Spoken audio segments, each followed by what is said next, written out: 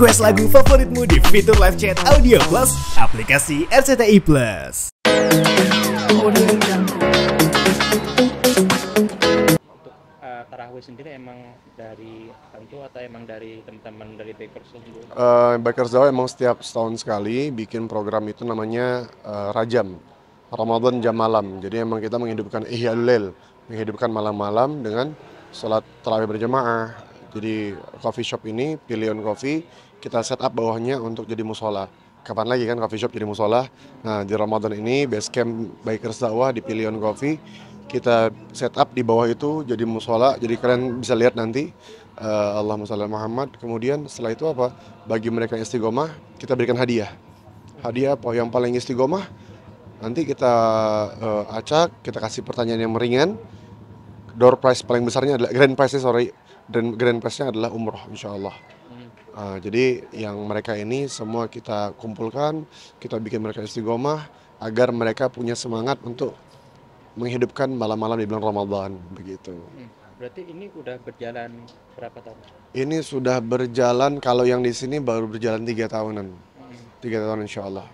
Ini tahun ketiga, karena di Pilihan Coffee. Karena dulu kan base camp sebelumnya di Ampera kan, begitu. Untuk imamnya, untuk sendiri apa gantian? Imam kita ganti-gantian karena para pengajar Bakers Dakwah ada beberapa. Jadi kita ganti-gantian tag team dan setiap sholat tarawih ada 2 gelombang.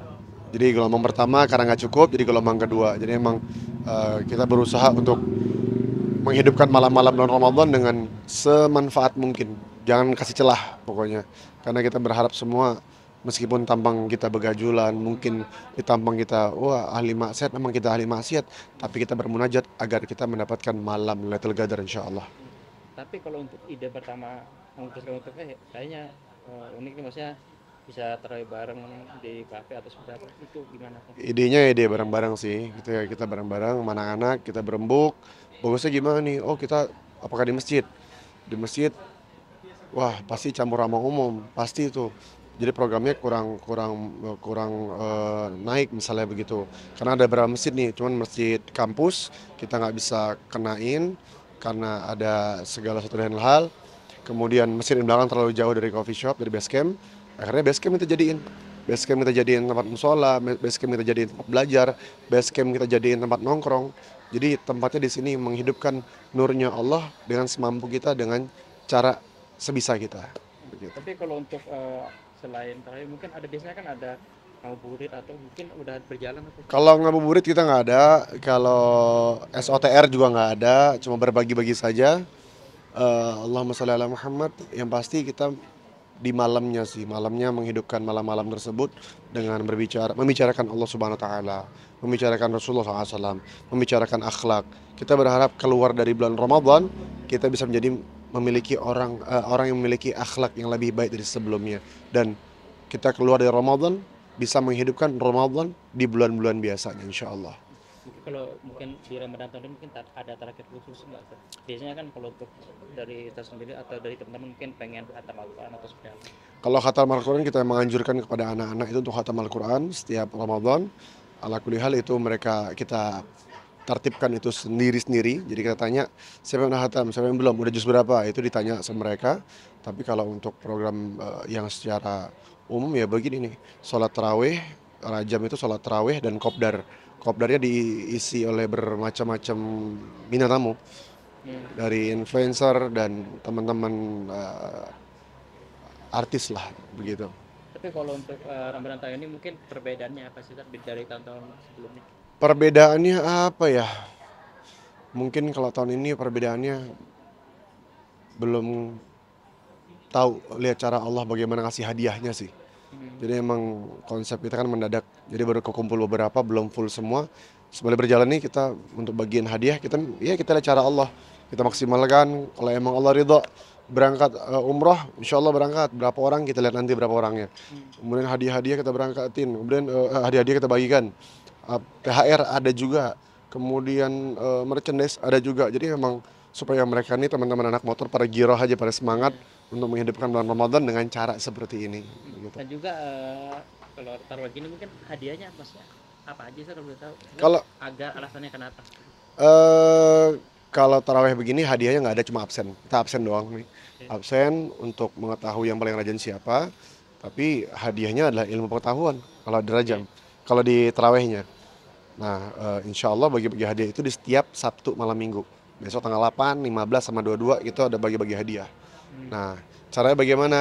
Dari lihat absensi yang paling rajin, yang paling istiqomah, kemudian Allahumma sholli ala Muhammad yang kira-kira dia layak atau tidak nih. Gitu. Dan kemudian bagi-bagi THR insya Allah. Itu hadiahnya maksudnya dari barang atau bentuk apa sih? Barang dan uang. Barang, uang, dan tiket pesawat Oke. untuk umroh. Itu inisiatif dari semuanya atau dari Ustaz sendiri? Ya dari kami untuk mikirinnya dari mana, ya kita lihat caranya Allah, yang pasti gimana caranya Allah ridho nih buat ngasih umroh satu anak. Ada satu anak yang baru pulang umroh kemarin, hadiah tahun lalu. Kemudian